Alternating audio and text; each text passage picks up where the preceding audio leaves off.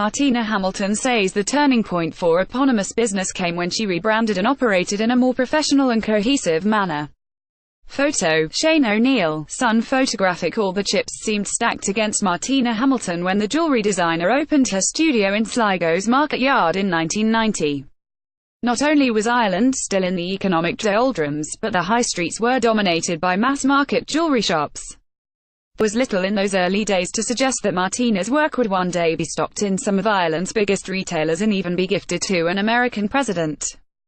But as the Sligo native had some of her contemporaries leave not just Sligo but the country in search of work, Martina was determined to make a living as a self-employed creative entrepreneur in her hometown, with a diploma in fine art and sculpture course from what was then RTC Sligo under her belt. I was in my early 20s and there weren't a lot of job opportunities for people who had studied fine art and sculpture, she says. Her determination to make her jewellery workshop succeed in Sligo was copper-fastened after meeting her future husband, Malcolm Hamilton, a playwright and founder-director of the town's Blue Raincoat Theatre Company. We were babies when we met, Martina says. He gate-crashed my 21st birthday party and we were married by the age of 25. I was in a romantic phase, because he was a writer and I was artistic. But really we were both hard-working and passionate individuals. He set up the theatre company and I set up a shop because there wasn't an outlet in Sligo where I could sell my designs. 4 years after setting up her jewellery shop, Martina opened the Cat.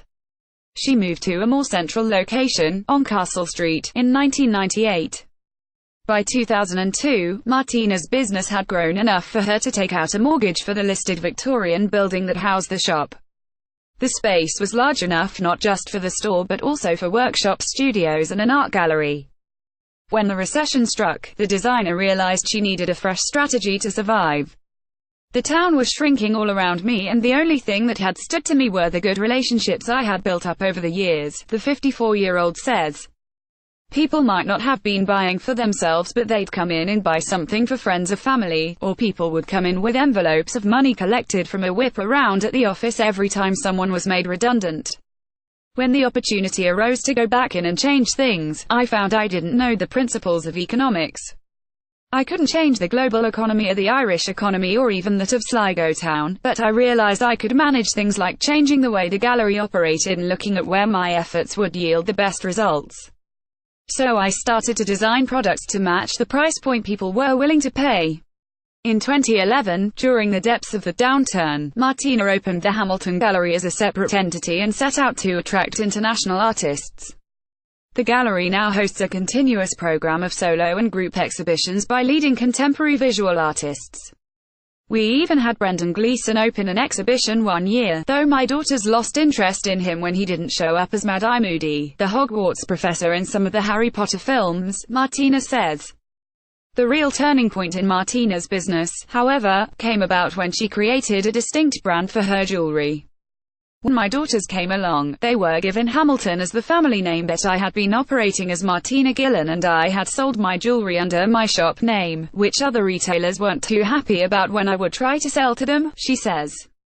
It was all too confusing. So I decided to begin again and call my brand Martina Hamilton. That brand changed everything in my business because it forced me to define a style. I no longer came at everything as an art student but as a businesswoman, and it made me operate in a much more professional and cohesive manner. Malcolm took a break from the theatre and revamped Martina's e-commerce presence so customers could shop both from the Cat. Most of her sales come from international customers who fall in love with her designs while visiting Sligo. The two businesses, as well as the gallery, now employ 10 people, including master goldsmiths and members of Martina's extended family.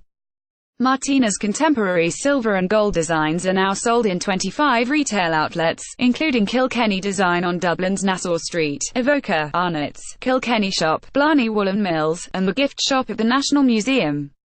Sales of her designs at the Irish-only jewellery counter in Arnott's doubled in October and November from a year earlier, while her Sligo sales rose about 10% last year. Martina also designs bespoke pieces, the most famous of which was presented by ex-Taoiseach Enda Kenny to former US President Barack Obama at the White House on St. Patrick's Day in 2013. Sligo's Yeats Day Committee, which organises celebrations to honour Yeats on his birthday, commissioned the piece, which is based on Innisfree Island, the inspiration for the poem The Lake Isle of Innisfree. The designer also produced silver cufflinks for Obama and Kenny. 2 years later, on the 150th anniversary of the birth of the Nobel Prize-winning poet, Joanna Lumley was given a Yeatsian rose necklace Martina had crafted for the British actress when the star formally opened Yeats's secret garden in Sligo. Martina says, "I had heard Joanna Lumley was coming to Sligo and that she was a big Yeats fan, so I made her the piece. I came along to the opening of the garden to meet her and I was like a schoolgirl. I was even more excited than at the thought of Obama getting my work. She wrote the most amazing email to me afterwards, saying she loved the necklace so much she planned on wearing it when she took her last breath." Martina's designs are largely inspired by the seascape in Sligo, because she grew up and lives near Lissadell Beach.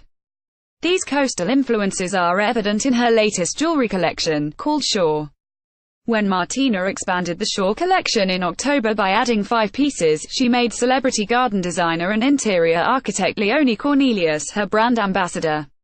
Leonie, who is also known for her role as a mentor and judge on RTE's Super Garden, first met Martina 20 years ago when she did work experience at the Cat.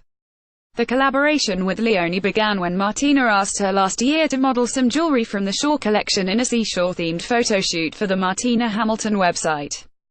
"There are loads of ways we could collaborate in the future. Maybe I'll design a garden and she'll design jewelry," Martina says. MartinaHamilton.ie Sunday Indo Business.